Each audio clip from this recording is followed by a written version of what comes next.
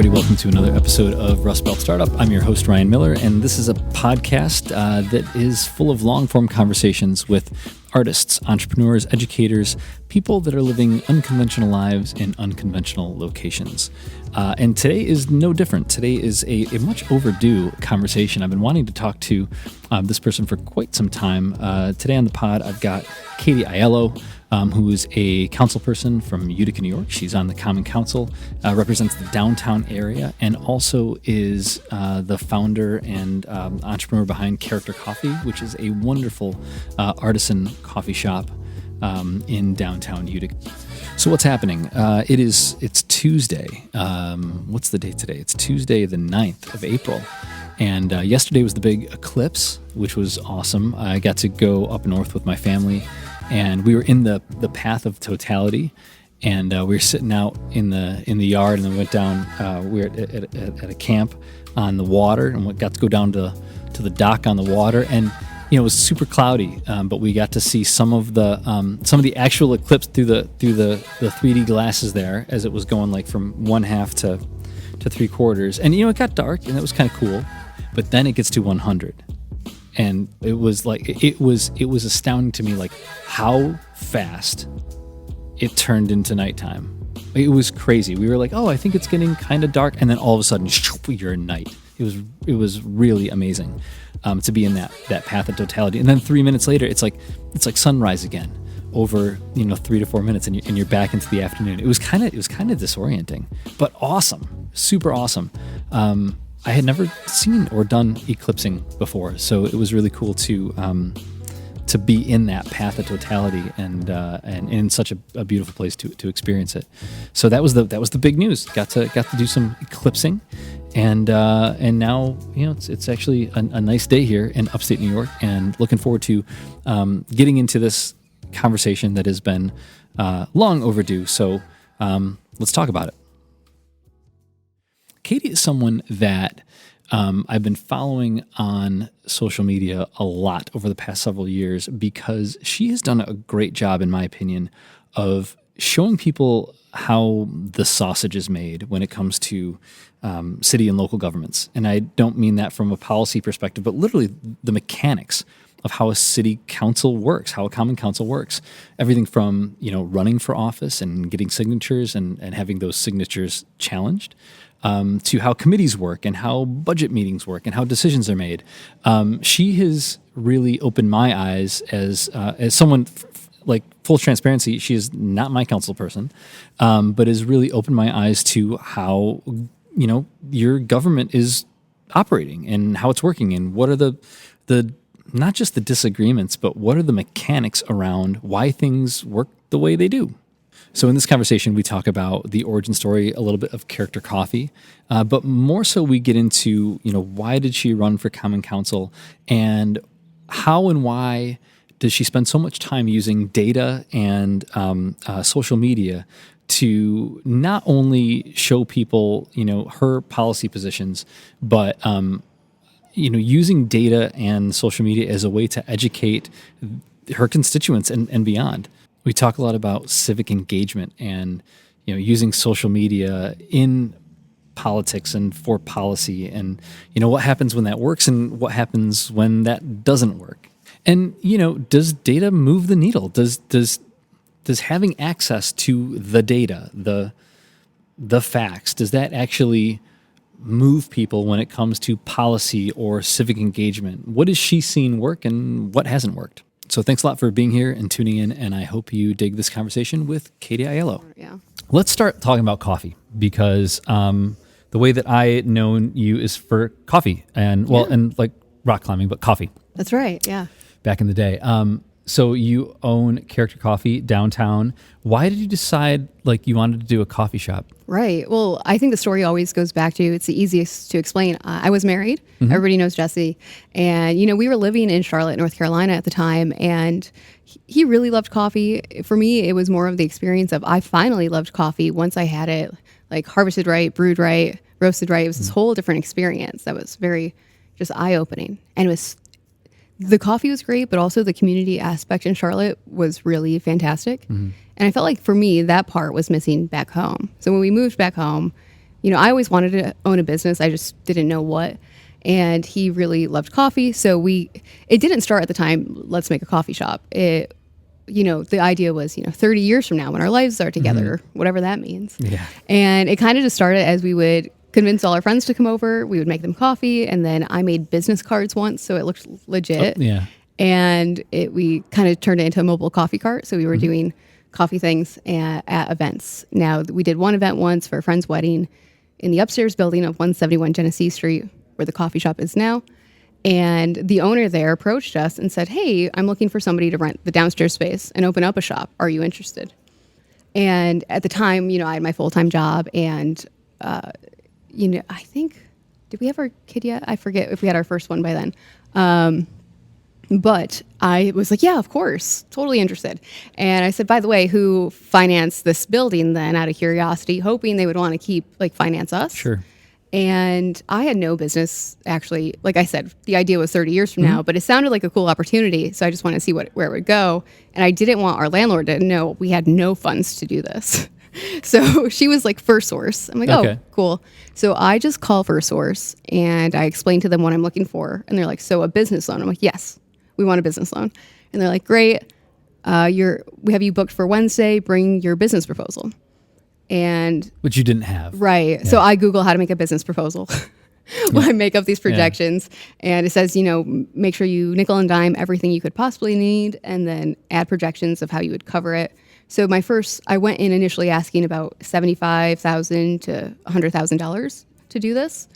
And at first I sit down, I slide the guy a binder. I'm like, I need money. And he laughed. And I'm like, no, seriously, like, how does this work? So I just like saying that part because I think if you have the passion, but also like the ambition to just take it a step at a time, that's kind of where I just wanted to poke holes in the idea all along the way. We called a couple business mentors we really respect. And we're like, should we do this? This is stupid. Find people in your corner who will say, yes, it's stupid. And, but it just kept working. So in the end, what I really loved is that the guy from First Source was like, look, I like this idea. I think you can do it, but come back to me asking for less than $50,000 and we can make it happen. Which I'm so glad he did, because instead of commercial fridges, we went with like a mini fridge. Instead of all the bells and whistles, we just cut back and just saw if, again, the mobile coffee cart was a good example just to see if it worked, and the audience built organically. And then from there, same thing we did with the business. And you're still there. How many? It's been 6.5 years now almost. It's crazy. So it's a great little spot in downtown. We've met so many people. I love that aspect of it, the community part. You've dealt with all the things that have come with retail and buildings and lack of, or arguably lack of walkability and parking, all of the things that come with a downtown business. So before we go into the kind of main stuff of what I want to talk about, I just want to spend another minute on coffee. Do you like the coffee business? Are you having fun? Oh, yeah. No, it's great. I think the coffee industry, one of the things, though, when we were in the coffee, especially coffee world, we got started in 2017, we opened, but being passionate about it from like 2015, it was such a snobby industry. So we wanted to find a way. That's how it felt like. You had to be this cool to enter. And I remember I went to a coffee house once in Seattle and I took a photo, and the woman, the barista, like yelled at me, like, how dare you? And there was just this social protocol I didn't know that you apparently had to be cool to figure out. And I just wanted to take that part out of it and make specialty coffee approachable. And so did my ex-husband at the time. So that's the fun part still is that's catching on more and more. But you always talk about all characters are welcome. Characters welcome. Yeah. Can you talk about how one of the things that I see a lot of, like the differentiator between businesses that succeed and businesses that fail, are businesses that are able to create some kind of a community or some kind of, or a hand. There's that 1,000 true fans, but take that down to a couple of zeros. Right. How did you start building that community of people that really care about what you're doing? That's a great question. And at first, it was I think the interesting part was when we were first opening, people were like, well, why? We already have Utica Coffee. And we're like, guys, we can have more than one. In fact, there's already Domenico's and Tram, and like there are people already open. And because in Charlotte, North Carolina, there was a specialty coffee shop on every corner. It was the third place, right? Yes. And I think that's what's huge for us. We always had the mentality of the more coffee shops, the better. It's not this competition. It's just a bigger piece of the pie. And it actually raises the desire and passion for coffee across the board. and Robin from the Tram comes in my place, I go to hers. We all go to everybody's shops, but I think for a while there was this poverty mentality that as a business owner, it was like trying to reset some mindset because people are very loyal to the brand of Utica Coffee. Sure. We love that. I think Utica Coffee was great because they were one of the first people to take the word Utica and make it a good word again. Dude, oh my God. Fantastic. I was saying that I gave a keynote to the chamber years ago, and that was the example. I was like, how did Really, we, though? yeah, they were the first ones that were like, no, we're going to change the narrative of what that word means. It did so much for this area, Yeah. and I totally understand why there's so much brand loyalty. Yeah. But just adding our spin on it has been fun, and it has been fun. And yeah, so all characters welcome. So Character Coffee, we picked that name for a lot of reasons, but the big thing is just trying to tell the story of, they say it takes 500 hands and 5 years to get coffee from like bean to cup. And there's just a lot of people in that process. So the more we can honor that and the single origins and all the different roasters and farmers, the better. And the people who are drinking the coffee, like that story, I just love too. So all characters welcome was our slogan early on, but wow, has Utica lived up to it is what we joke about. But it really, that's what it's about. So I think to try to answer your question better, I was really big on the coffee bar design. I would get really overstimulated in some coffee shops. Like if the board was chalky, I didn't understand the ordering system. And I felt like, again, you needed a secret code to figure it out. And anytime I'm in a place, it's super uncomfortable that first time until I figure out my drink, and trying to alleviate that part for people. So I think our actual design, yes, of course, black and white and that stuff is in, but it's also clean to look at. And I like it when people are the contrast. And the open bar design was really big for me because I'm always that person hanging over the bar saying, like, what's that do? What's that do? And turns out a lot of people are like that. Yeah, take the mystery out of it, right? So I think that's ties into just making people, we have something else to talk about until they want to talk. And yeah. I just kind of, I don't know if that's true, but that's what it feels like if you have a third point to talk about first. And do you do any curation? Like, how do you facilitate, I want to call it curation of your audience, because all characters welcome. Right. And but I will talk to, part of what I do when I'm advising folks on new businesses is like, who's your target market, right? And I know it's like, that's cliche, your target market. It's important to think about, though. What do you do to cultivate that? Because it is not for everybody. I've said multiple times I've hated that question because I couldn't figure that out. And I have diehard customers who are 90, and then we had a kids menu for a while, and the kids were coming in bringing their parents. So I guess maybe target audience, we always think about age, but really it's anybody who's looking for that community space is what I'm trying to talk about and think through that lens more. Does that translate to the specialty coffee? I mean, you guys are a specialty coffee shop. Yeah. And do you feel like that's the through line, or do you feel like it's more of that third place? I think that's what, you can't just have a third place. You do have to make yourself different. And for us, it's like we make all the syrups from scratch. That's a different flavor. People do, I don't know, they call us bougier, but our prices, I think Dunkin's more expensive than us. But it does bring in a group of people who do like to talk about that and, like, I guess, geek out. Yeah. So that does lend itself. I guess that's our target audience.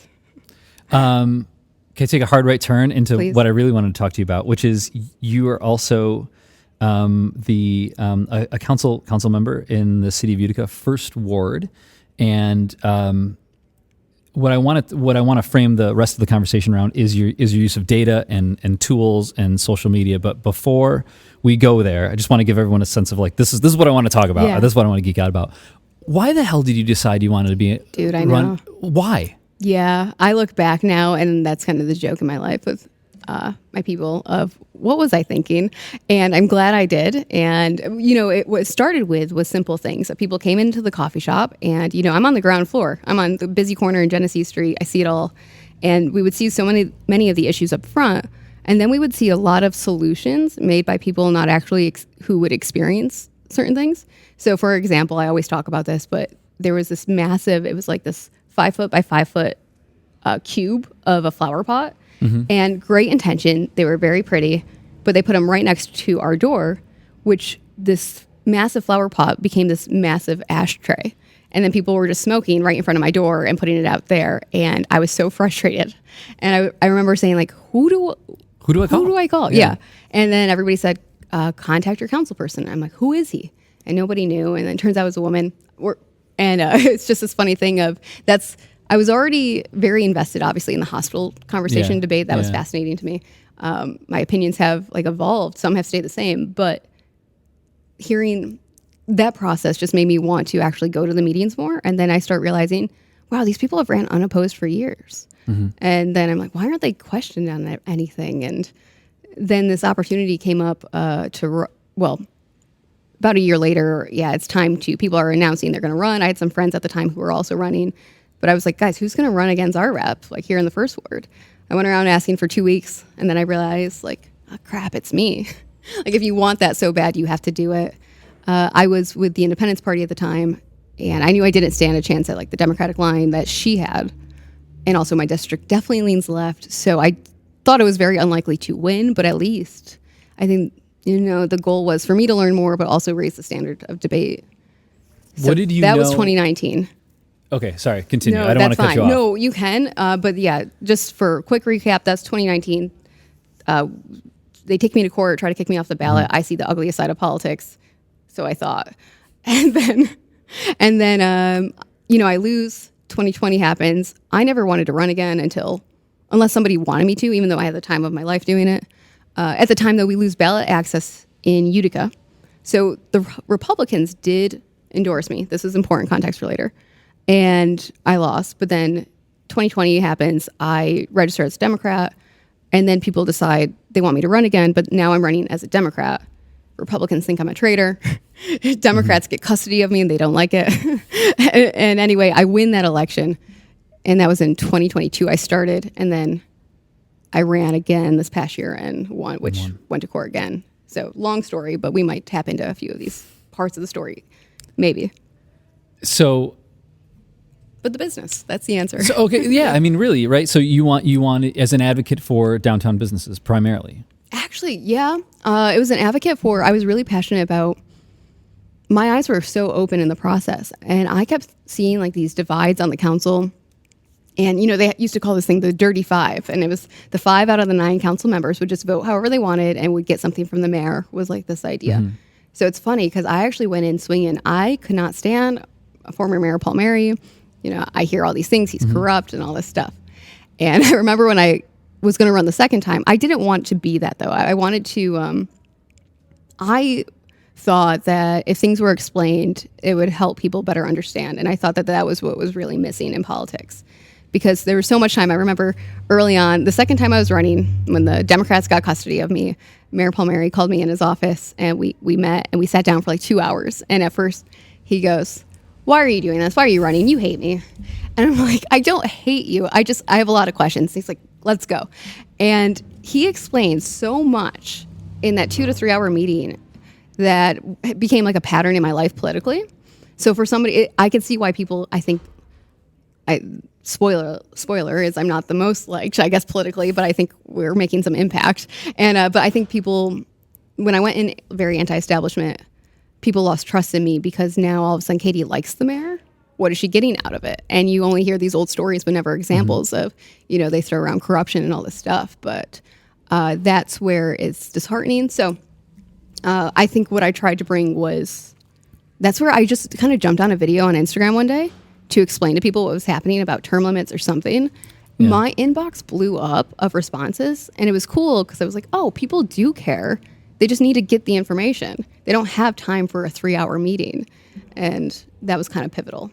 So trying to take that now and be somebody who is accessible, and it's a lot of it. I think, full disclosure, you are not my council person. I'm actually, I'm not in Utica proper, so I just want to establish that. Although I will say one of the reasons I've been wanting to talk to you for years, and not just on the character end, but the thing that has been so interesting to me is I like to think of myself as someone who's reasonably well informed about. I think a lot of people think that I'm reasonably well informed. I had no idea how the actual kind of gears of government turn, and I don't mean that in any sense of relationships, but literally the process. Yeah. The everything committee from system, ballot access to signatures to the way that legislation gets brought up, and like, you think that you know how this works, and you just don't. Right.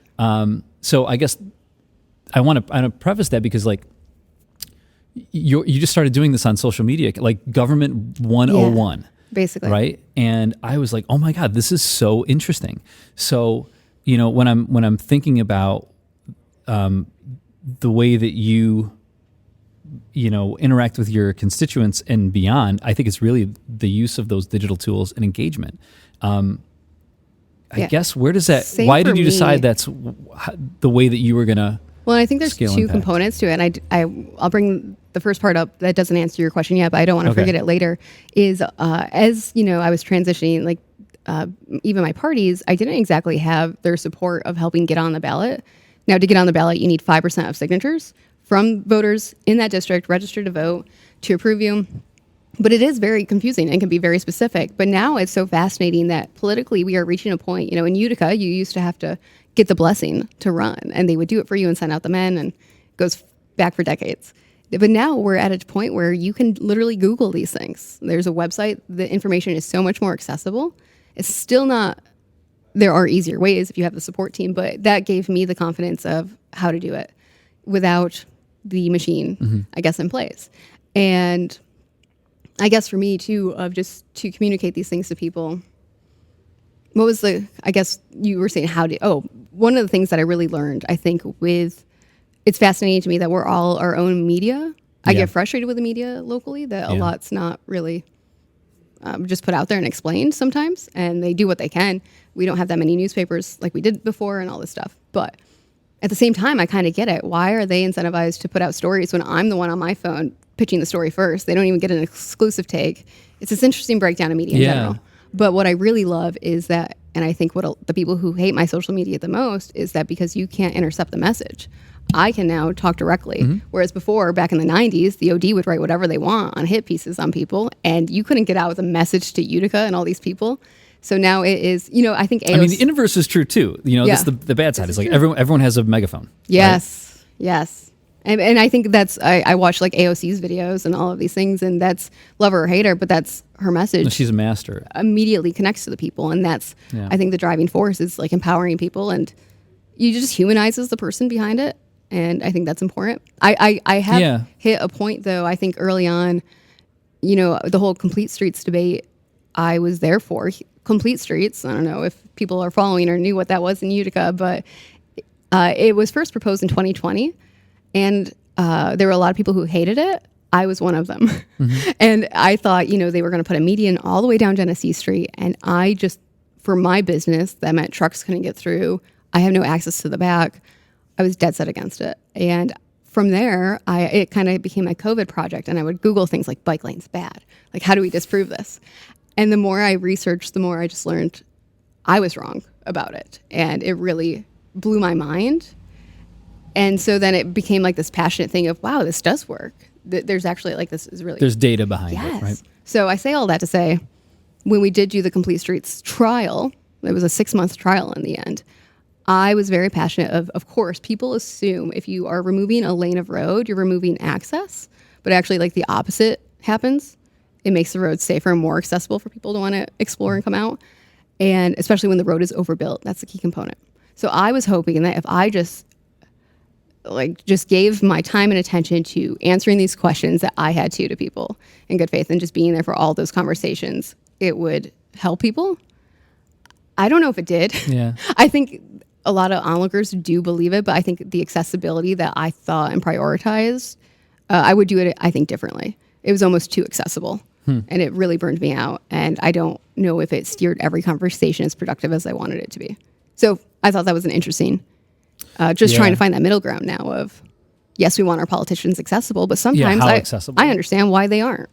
And that's a really tricky way to navigate that. One of the things that you have on your website, a couple of things you have on your website, which is katieforutica.com. Yep. I do have to update it, but it was the budget season, so. Well, no, but that's there. Like there's, there's a budget document there. I can remember, I grew up in New York Mills. That is that's like the smallest of small burbs. Yeah.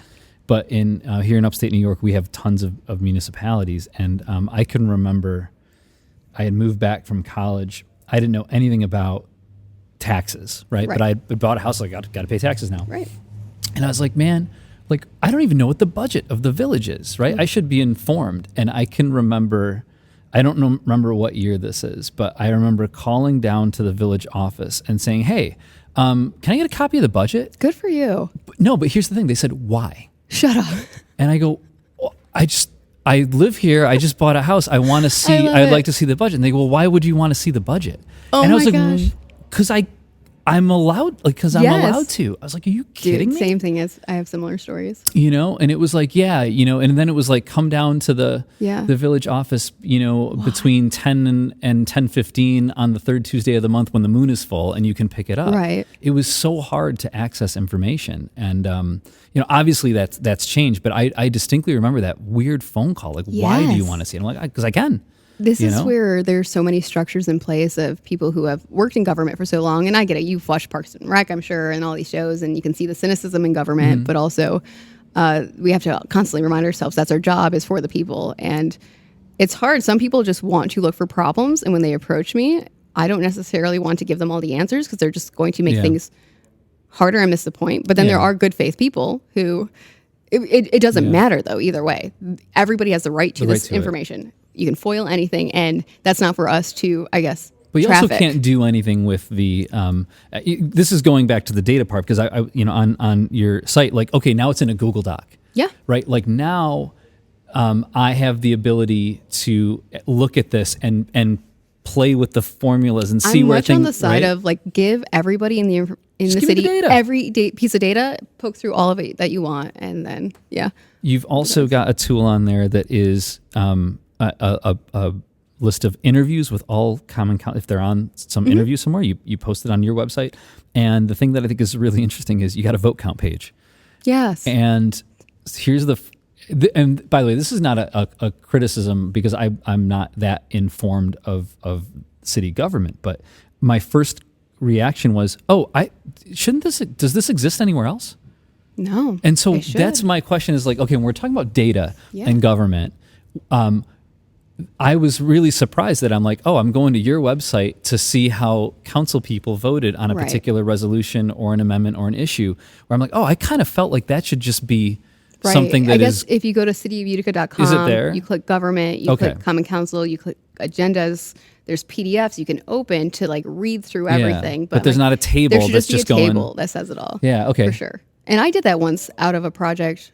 I guess I didn't. I wish I could say, I wanted our voters and our residents to have this information, but it started with, I wanted to know the percentage of how many times we vote together unanimously. Oh, interesting. Because it's like 95% of the time, it's the most boring things you can think of. And I'm a big proponent that government should be boring. That means it's working ideally. Like, but then you could see that. It's like, we're not as divided as we are. And it was just 5% of issues. Yeah. I can name like 3, and that was it. But no one, that's what we talk about. We hate each other over it, apparently. But the 95, nobody sees it. Right. That's so interesting. I also saw you did, I don't know if it was constituents, or you broke it down by zodiac sign. Oh, yeah. Can you talk about that video? Because I thought I laughed when I saw that. I do love, so with when you are running for office, you can go to board elections and you get a list of all the voters in your district. And I love to see, like, how many, like, our average voter in Utica is 55, a homeowner. I forget the median income, but these are all really important demographics to me, especially when I compare it to what the average citizen is in Utica. We have our 34% poverty rates. Of that, the leading demographic is like single moms, and I forget, it's like 30% poverty rates. But either way, it's high. It doesn't match what the average voter is, of course. And I think that's kind of reflective, depending on who we get in office. If they're only catering to the voters and who's willing to keep getting them in office. But that's the game, cycle. Though, right? I mean, like, that's. So how to build that and engage that. So yeah, I do love all the data of it. And then at one point, I run out of data, and then I'm like, what are all the zodiac signs? Like, can you market to people based on if they're a Capricorn? And that's, I haven't seen it to effect, but in my district, Capricorns do vote the most. So I don't know if there's something to that. So you you dumped the data. Yep. Sorted it by just their birthdays. And also, just so people know, all this information is at Board of Elections. It is public, but you never know who somebody voted for. So I don't want people to get nervous about that. Right. But yeah, so we just. But you can find name and birthday. Yeah, you can find address, phone number, all this stuff. And that's why sometimes if you have like right now is signature season to get on the ballot. I knock on doors and somebody's like, how do you know I'm registered? Some people don't want you to know if they're a Democrat or Republican. Yeah. I do think it's interesting. In Utica, it's obviously a more urban center. So it is Democrats lead the way and the most registered to vote for that party. Second most registered is unaffiliated, not Republicans. And that's like kind of a county-wide thing is what we're seeing is people are gravitating towards like no party more than anything. That's interesting. Yeah. What'd you find on the Zodiac front? Any trends? Yeah, what was it? The most people registered like independent were Geminis, which I'm a Gemini, and I feel like that tracks. What are you? I'm Aries. I think I'm an Aries. April. I'll have to look at it. Yeah, I don't want to tell my birthday on the air. That's okay. I'm in April. Taurus were a lot of Republicans, and it was just a funny. Just say early April. My birthday's very soon. Is it? When is it? It's the 11th. Oh, happy early birthday. Thank you. That's fun. But yeah. So I think I'm an Aries. Yeah, right? I know nothing Yes, you about are. Zodiac either. That's okay. That was just, I got into it once because it's just funny I don't know. I think but you know, I see that post and I'm like, oh, that's a gateway drug post because I may not care about any of the other things that you see, but I was like, that's really because my friends, I think it's like, you know, we fall asleep listening to some of this like budget talk and you want to say remonstrances and appeals are happening and it's like, what does this all mean? But now we bring zodiac signs, which is what all my friends are talking about at 30 something. And then it like starts the conversation for other things. I guess, again, just making government accessible. But that was a fun way of just like, you know, this is just a fun, but it made me want to learn more. Okay, so what else are you doing? And also, what else can we do with this data? It's not always that serious. Right. And it's really exhausting to stay in the mode of like government when it's politics. Like I love government. I hate politics. But yeah, just trying to talk about things that aren't controversial. Yeah. Do you feel like this has to take a ton of your time? You're a mom, you're a business owner. I'm assuming you want to have some kind of life outside of this. And, you know, we were talking earlier before we started going, I'm just so sour on social media. And one of the reasons is because I think to do it and push back on this thesis, I just feel like sometimes to do it well, it just takes time. It does. And that for me anyway, a lot of times the input effort does not even remotely correlate to the output effort. You're putting a ton of effort into this. Can you talk a little bit about what you've seen as some of the outputs? Like, what do you hear back? What's been surprising to you? I've been like super, you know, when I started the council, I had this big vision to post everything, explain processes. I'd have videos on how to approach public comment and all this stuff. But then I got in it and it takes so much time to learn it. And I've been super disappointed, I think, in myself of how little I am outputting and providing. I'll catch people up to speed if it becomes controversial or we need, you know, all eyes on something. But I still feel like I am falling short on my ability to fill people in. It does take a ton of time. And I to your point, though, you know, I would love, like all these famous YouTubers, like I wish I could, but all my time is on the craft of it. Yeah. And learning those other things is a whole other skill. Yeah. So I guess also background about me is I used to do video production. When I worked in Charlotte, I did all the media. So thankfully I have those skills. Yeah. And I have Final Cut. So it does take me seconds. But I laugh because a lot of my videos I'll post that are a minute and a half long sometimes is a 40-minute video that I have to cut down. Yep. Which helps me get and articulate my point. But it's, the return isn't always there. But I think I'm trying to find that sweet spot of you don't want to post too much, but then, you know, so I pulled back for a while. And then, especially the whole Complete Streets thing. And then I think just kind of at the same time, I worry that people aren't. It's hard because then no contact doesn't work either. So now I'm starting to post little things here and there of like at least once a month, here's where it is. And it is nice. And it's just people do chime in again. And we're seeing a lot of people at the meetings. And I don't know. It's funny though. I guess I'm kind of circling the conversation of does it cause me more headaches than it does good? Because I am reaching a lot of people, but I've never had more opponents in my life of people who hate me and bash me. Yeah. The most toxic things you can think of. Stuff they've even like come for my kids. And it's just been a very evil source. It feels like, I don't know if there's a better word for that, but that's the side of it that I just can't expose myself to and like out of just protecting my family. So I try to keep things to a minimum. If I'm talking about people, it's about the policy and their stance. You know, I got a lot of heat for, I think former councilman Frank DeBrango did not like the bike lane situation. He said doors would hit people. So I just took that clip and I rode my bike with the door wide open right around it, just trying to prove the point. You can get around. And then people were so offended by that, which, like, yes, I guess it's troubling if, like, I'm disproving your point. So did you see that really famous Casey Neistat video that really kind of put him on the map? I don't know if you follow him as a YouTuber. No, what was it? It was called Bike. It was in New York City. It was a short film that he made of literally him crashing into doors of cars. Oh, really? Because they were opening doors literally into the bike lane. Like, this doesn't work, and he was just going over car doors and stuff, like to make that point. That's just what funny. made me think of. I think that visual. I equate it back to political cartoons were so effective. Yeah, and I agree. Like, in theory, the door thing is troubling, but in most places, parking spots are 7 feet wide. Ours are 8, and in most places, bike lanes are 4 feet wide. Ours are 5. So we have 2 feet extra of room where the bike. I mean, you always got to be careful. Here's where I'm going to push back on that. You already lost me. I'm like, but then when you show me riding the bike, I'm like, I'll watch that. I guess that's my point, is that I think that's video exactly and that is. But so here's all these political enemies against me now, and if there's any way to take me out, they want to, because they feel personally disrespected. And I don't know how to navigate that, because I'm not going to, like, disrespect you, but I also really, for me, if it's about the policy and whatever you said on the court, fair game. Mm-hmm. Same thing for me. Pull apart any word I said and what I voted on. Ask me to, like, hold me to whatever votes there have ever been. But it's not like I'm talking about your family. It's not like I'm making fun of what you wore. And I think there's this pushback and this old style of politics in Utica where the backroom politics was accepted. The new stuff, if you embarrass them on a vote or something, you are the enemy. So let's kick you out any way possible and send the worst opponents possible. But, I think it makes you a target, is what I'm saying. So how do you deal with? let me flip it.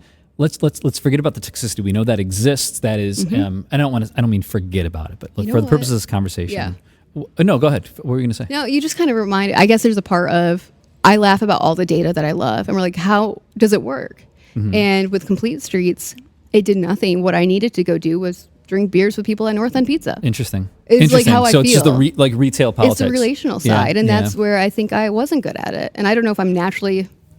I love people, and we'll connect on stuff, but I don't know if you don't grow up with certain people, it's harder to get into these cliques. And I wish I was more mindful of that going in. Of course, if they don't know me and my heart, my intent, they'll think I'm just trying to slam dunk them anyway. But no, that's interesting though, and it's also the thing that does not scale. Yeah. Right, and there's no extrinsic validation of that, right? Because you just don't know what the ripple effect of that is. But you're right; it is all relationships, right? And so it's in some ways, I think you as a council person, or really anyone that's trying to think about. And it's funny that you're saying that, because like my whole purpose of this conversation is like, I want to talk about digital tools to inform and it's like, oh yeah, you gotta go get coffee and drinks with people. Like that's the unlock, is like, hey, yeah, this is all great.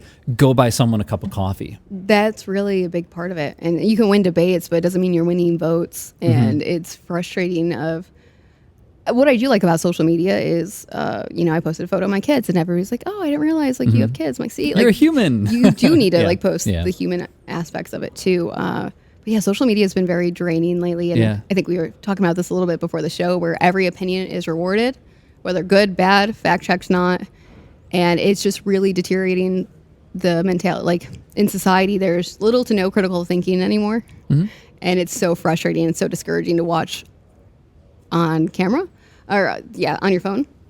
So I do think, without it, I wouldn't be where I am today without any of my media though. I would agree with that. So. I would agree with that. I think, that's how I have learned about how things work is through, and I also think, like, okay, to your point, I could go and I could do a bunch of deep dive research. There is something to be, and I probably should, but there is something to be said for, here's the 90-second cliff notes, right? And I know Heather's trying to do a lot of that really good work with Every Voice. Yeah, it's been fantastic. And yeah. So okay, let me back up the truck here. So, when we're talking about the tools that you're using and all of the data, and all of the work that goes into it, if you could wave a magic wand, as a council person or as just someone, I'm going to call you a data advocate. Thank you. Right? That means a lot. I would call you a data advocate. Is there room in small cities, small towns for almost like a department of data? I love that. Or how they were doing like data.gov, like there's great stuff there, right? But making it accessible to people. What do you think? I'm leading you here, but like, no, do you think true. there's room for this? And like, what do you think the downstream effects would be? And I don't know what the cost would be on a municipality for implementing it, but I do think that is a missing component. Even in the state, there's so much that we do, and we make all these departments do on their own. I get it. Like our accounting software is called Munis, and every place might have a different one. But how much of this could we regulate? And then for example, maybe it wouldn't be a government function, but this data thing that you speak of, there's so many things I want to do of, okay, let's compare all the municipality budgets and how many are getting tax increases. Yeah. What is the value? How many first responders do they have? And there's a lot of extra work I think that's being done. Like, how many things are we doing that Rome is also duplicating and doing, but the resources, we keep rebuilding the same wheel every time to get the same answer. That's interesting. We should share the resource. There should be templates, better templates. Yeah. I was also years ago from Rochester, Syracuse, all of it. When I was having that conversation, when I was in Mills, I had this like, it was you would call it a startup idea now, but it would never have made any money. But this idea of could you take all of the data for municipalities, aggregate them, and I think one of the challenges that you guys face as representatives of citizens in your ward is it's very easy for us to armchair quarterback this and be like, oh, just move the money from here to there. Where, I kind of thought a fun exercise would be like, hey, great, here, how would you, average citizen, like, here's all of the money. Yeah. What would you do with it? And then be able to, extrapolate that out of like, oh, but here's how everyone thinks we should advocate, and then what's the discrepancy between, and what's even discretionary versus non-discretionary. That's these are, I really love. Yeah, I mean, and part of it, the issue is there could be a department of data. If I ran a city, that's what we would have. But not everybody wants data. They don't want the proof of. It's very frustrating. It's definitely politics. It's Complete Streets wasn't about what was safer. It was about who had more power, and that was the debate more so than anything. And so I guess the other thing is, you reminded me of how I once took data I started on TikTok, and I wanted to understand, we were doing ARPA, American Rescue Plan Act funding, and that's money from COVID. Pretty much every city was allocated funding based off of their population, the housing stock, the poverty rates, all this stuff. And I was intrigued. The city got $60 million. At the time, our budget was less than $80 million. So I'm like, that's a lot. That's a lot of money, yeah. So is everybody getting like 80% of their city budget? Yeah. So I kind of did this big thing. I put it out on TikTok, and I'm like, hey, can you guys all populate how much ARPA your city got, your population, and your budget? I ended up doing most of the work, but 100, you got a response? 100 people were awesome. Filling out this spreadsheet with me and also helping populate it. What I found was that Utica was maybe the top 3 of the poorest cities who got the most money. Wow. Or top 10 probably, of how it just put it in perspective for me of how unique. I think a lot of times people, they see stuff happening and it's good. The landmark was rebuilt, but then we start getting cocky and think we're a lot farther along than we are. But I think we're still need to be very mindful that we could make or break this. And we got all this ARPA funding because we need to reinvest in our communities that are segregated and struggling. And that was important data for me. So that's where I love that we use that money and we put it towards our parks. Things that not one-time expenses, but not things that the budget, the taxpayer should be paying for constantly. But that's where data, I think it's just, we look at the ARPA now, you can look at Monroe County, they're getting attacked for all the ARPA scams that was done. So it's kind of funny. I don't know if data is still what its role is in government, but I think our media should use it more and apply pressure appropriately. I mean, it's hard. It's also hard, I think. It's so much work to get one little answer of. Right. To know that we voted 95% of the time together, that took me 4 hours. I didn't know that. But that's awesome. It's just the amount of hours that goes into that one number of data, and if you can push it, but it's. Do you? So let me ask you this: do you feel that? I hope it catches on. I hope it becomes I guess that's what I'm going. Do you think it's going to catch on? Yeah, I need more people to run for office, to care, and you don't need to know everything, but you just. be humble enough to want to learn, but also convicted in your principles enough. Like, I serve on the council right now with Councilman Joe Bitar from South Utica. I appreciate, like, we don't agree on every vote, but I always know he is principled, and his vote came for a reason, and he can qualify it. I can work with that, and I need more people. And he knows the backlash it gets sometimes, and I want more of that in office. If it's only a couple of us, it's very hard to make a movement. But yeah, we need more people. Do you think if the data or the tools were agnostic or unified? I mean, do you think maybe that's... Yeah, I mean, do you think if more people, if the democratization of data, and I know it's out there, right? But if I also know that there's a lot of folks that are not doing, that don't have the expertise, the toolkits to actually use them, right? And so, I almost feel like there's got to be a technical. Like there's got to be a technical there's a learning curve camp or a learning curve. If we democratize that more, do you think you get better outcomes, or do you think you get worse outcomes? I would love it to go to like an agnostic approach. I always joke about, I'll use Complete Streets one more time as an example. Maybe if I said I hated bike lanes, we would have them now. Like politically, you have to be very sensitive. So I would rather, there's many times where I want the information to come from a different source. Like New York State DOT, somebody. Just because it shouldn't be about me or anything personal. Or like the equivalent of the CBO kind of, right? And, with the budget, we were looking at sales tax projections. I said ours are way too low. They said, well, here's what the county's doing. And I'm like, here's what every city I can find within our population's doing. And they're all like double digits more than what we're projecting. And that's fine, but let's talk about why is that then? And the data, it didn't move the needle. They just still went with the lowest ball. And we won't know until a year from now if that's going to play out. But maybe this isn't, maybe other forms of government are more open to it. But I'm big on qualifying your vote and tell me how you got there. So maybe I'm doing it wrong. Tell me how we got this number, so next year I'm on board. But how do you think, given your experience, first of all, are you at all having, is this still been on balance a decent experience for you? There's a lot more that'll probably come out later this year of just like, no, but not for all the reasons we're talking about, but just behind the scenes political of just like what my family has gone through and my daughters especially. Like that's just, it's not everybody a part of the political scheme, but there is enough that I just haven't even spoken about yet. That's just, I don't know. I used to think like kids would be off limit and stuff like that. And this is the discouraging part is I'm telling people we need more people to run, but then they're like, why would I? You just said, and I'm like, I know, but if we have more people with like the right intent in mind, this stuff won't happen as much. So how do you think you turn down the temperature?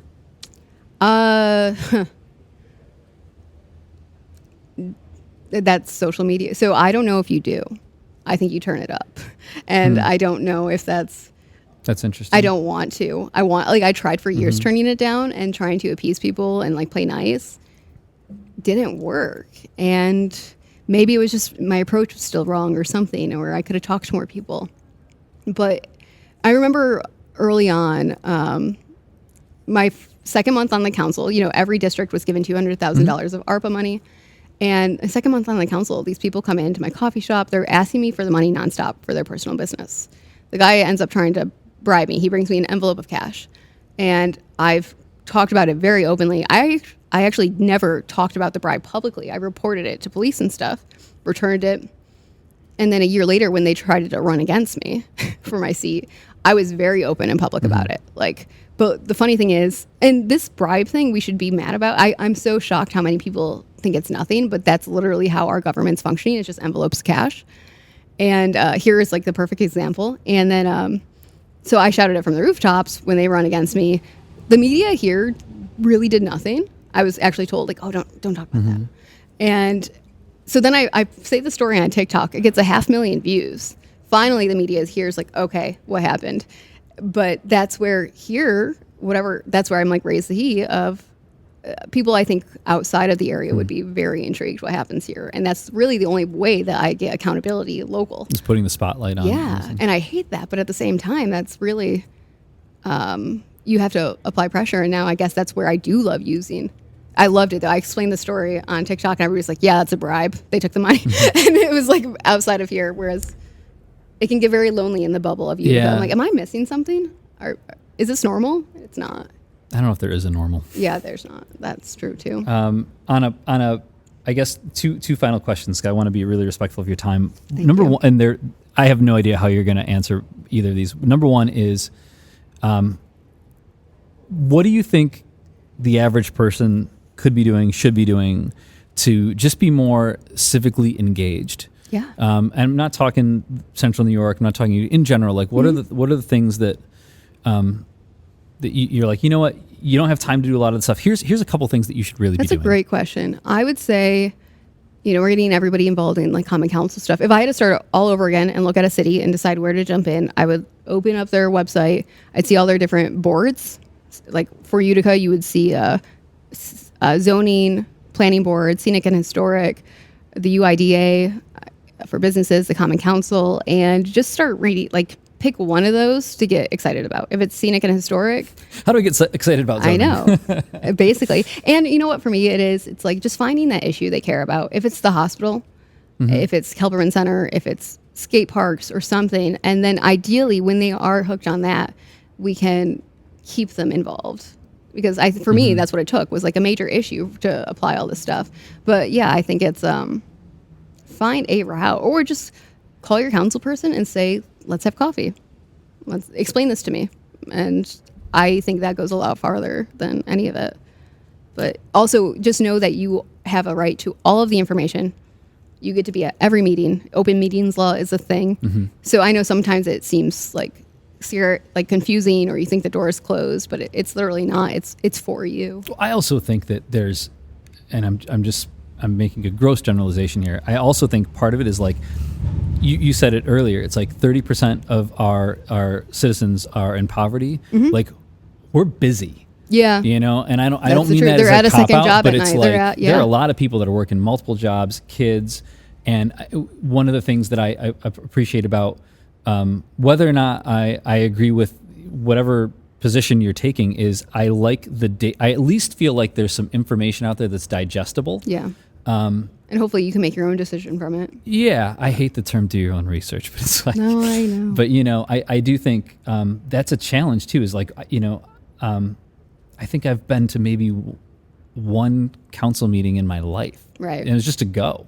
What I love now, though, is that they're all streamed on you. Like the best thing from COVID, so many of these meetings are now live streamed. Yeah. So you get to watch it, and I think just hearing the words over and over helps. But for me, like just tell me what the rules of order are. Like, what is the order of events?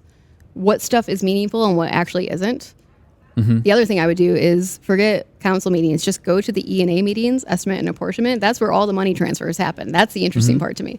But I do also want to say, like, politics, I've talked a lot about the cynical side, but like the people at City Hall and even like the county workers that I speak with, they have been so helpful. They are so good at their jobs. They've been there for years, and they're so excited for any question you bring them. And it's like, here's the information. And I'm so grateful for everybody who has been there, who has like helped.